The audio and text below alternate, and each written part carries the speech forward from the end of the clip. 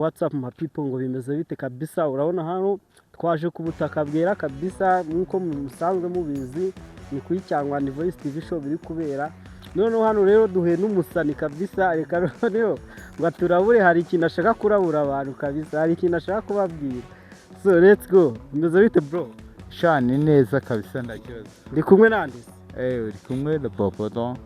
Uri kumwe natwe twese ndakibazo. Ndi kumwe natwe twese. Yes. Ako ndabona nyine umeze cool. Oya nta kibazo ariko mfite. Aboma. Ariko nishimiye gahunda y'igihugu. Intwari ngomba ngiye kuyisuhuza. Nawe urabizi ko uyu munsi ari umunsi w'intwari. Yes. Uyu munsi ni umunsi w'intwari nawe urabizi. Intwari ndabizi. Okay, ndumva ari fresh. Noneho niba uzwi uyu munsi ari umunsi w'intwari noneho ugiye kumbwira intwari n'ebyiri uzi mu Rwanda. Intwari ya mbere uzi muri iki gihugu cy'u Rwanda nyine. Rwigema. Fred Gisa Rwigema. Kabisa. Undi wande. Undi muntu babandi njya numva. Ngo ari ibintu njya numva man. Gisa Rwigema ndamuzi kabisa. Ariko ari ubundi. Ngo yazini tazwe. Nanjye ndimo. Nawe urimo. Nawe uri intwari mbese y'igihugu. So wari umaze kumbwira nyine intwari uzi muri iki gihugu cy'u Rwanda umbwege Fred Gisa Rwigema. Natwe turamwemera n'intwari y'u Rwanda kabisa. Umbwira n'abana b'Inyange kabisa n'abaratwa ndumva bayize na history kabisa. Urabazi wawe. No sasa na yindi se wabuzi na yindi ntwari wabuzi se. Tekereza neza. Bara abasista b'Inyange. Bara abasista b'Inyange nyine turabizi natwe n'intwari nyine ibintu bakoze ntabwo ari ibintu byakorwa na buri muntu wese. Byari ibintu byiza cyane. Byari ibintu byiza kabisa. Bari abana bagaragaje urukundo hagati muri bo. Kandi ikintu cya mbere ni urukundo. Nanjye nabikora mwana. Nawe wabikora. Urukundo mwana nakitangira abantu. Wabitangira. Vaccine. So na yindi ntwari se wabuzi ngo turabureho. Intwari. Wambwiye we intwari. Ndasezera.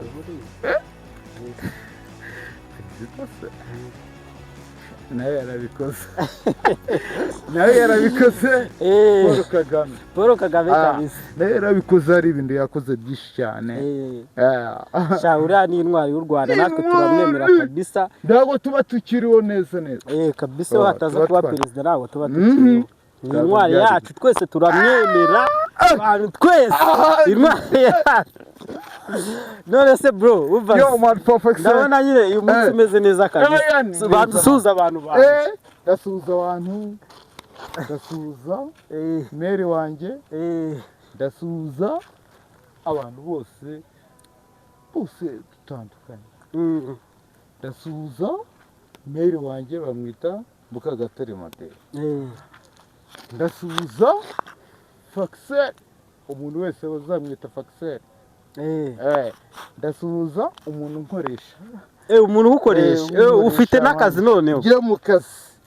Ngiye mu kazi ari umuntu nkoresha bamwita inde. Bamwita ndese.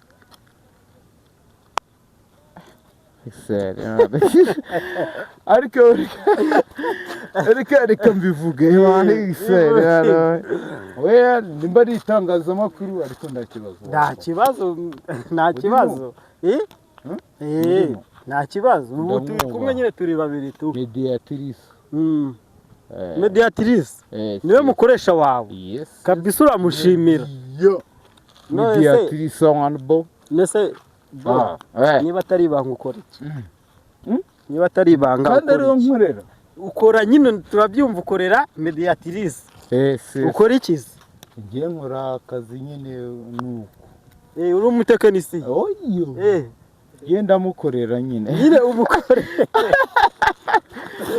ariko Faxer mado ndamukorera ndabyumva nyine uramukorera ahubwo umukorera iki ngiye mukora akazi nyine kameze uti hari uko ngo gufunga se wana bani ndamukunda none se bro turabyumva bukunda uyu munsi wagiye mu kiganiro se ikiganiro nakigiyemo nta kibazo mwana ibiganiro wabigiyemo kabisa numva uyu munsi kabisa byanakunze cyane ubwo nabonye abantu bose bababwiye amateka kabisa wumva amateka y'u Rwanda ukuntu byagenze genda bukigenda gatanu ariko numvishe leta mwana ibi dufite byinshi mwana leta nyine nawe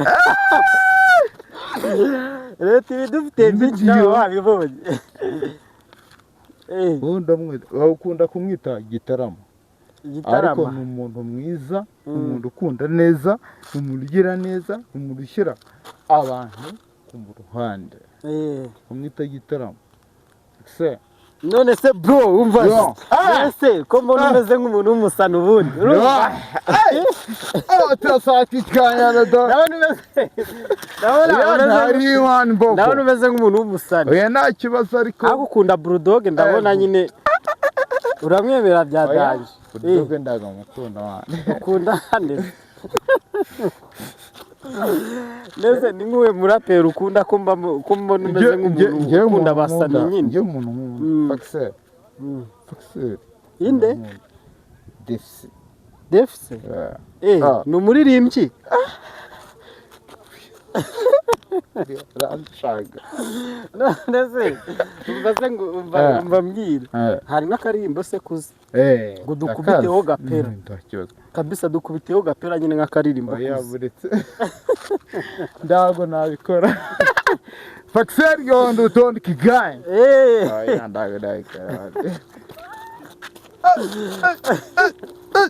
ariko ndabona ushona n'ibintu byo kubyina nabirenze mwana nabirenze ariko Defsi ndamukunda cyane n'abantu bose niko batananze ariko ndamukunda cyane so bro wakoze kutuganiza kabisa byari byiza ndabona wizihiwe kuri uyu munsi uyu munsi ngonda cyaze bwira abantu bakundane bagira urukundo abanyarwanda dukundane kabisa abanyarwanda mukundane kabisa Faxer ako Faxer uramwemera ahantu hose umuririmba Defsi niyo nkunda cyane ndamukunda cyane kandi nawe azafate gahunda yanjye shyiremo nyine gahunda ariko ndamukunda mwana bro ndamukunda cyane kandi ngiye ngakunda abantu bankoresha mediatrice gakunda n'igihugu mediatrice nkaba mukunda cyane kuko niwe wanshyizemo ibintu byo gukunda kandi ngakunda ari undi ngiye nkunda ari umuntu ugira neza mu bintu byose by'ibitaramo cyangwa ngiye ngakunda ariko nawe hari abugirira neza umuhungu kabisa hari abugirira neza ndabona kabisa arabona ibyisi Jeremy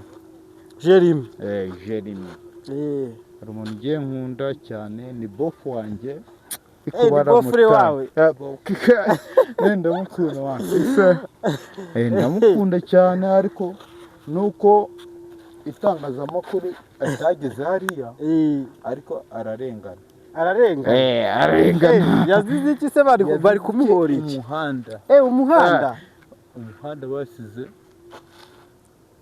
baciye umuhanda nyine mu kibanza cye baciye umuhanda urumva ariko ararengana ararengana n'ukuri kw'Imana bazamurenganure kabisa itangazamakuru rizagenda rimurenganure ndabizi tonto arabizi byinshi cyane ajya abikora ariko bazamurenganure n'ukuri kw'Imana ndabaza so rero bro twakoze kuganira nyine urumva bagomba kumurenganura kandi bakoze bandenganure kuko uriya niwo wumva ubuzima nkundira Mwigira ikibazo nyamukisubizo wari kisa. Okay bro, thanks kabisa kwa twaganiriye. Komeza wizihirwe. Nta cyose ariko ndiziza uyu munsi mukuru. Munsi y'intwari ndawukunda cyane. Navuze 9 gatanu. Ariko kere gatatu kisamabo ariko turimo. Yeah. Yo, what the fuck is that? Kick on, put it on.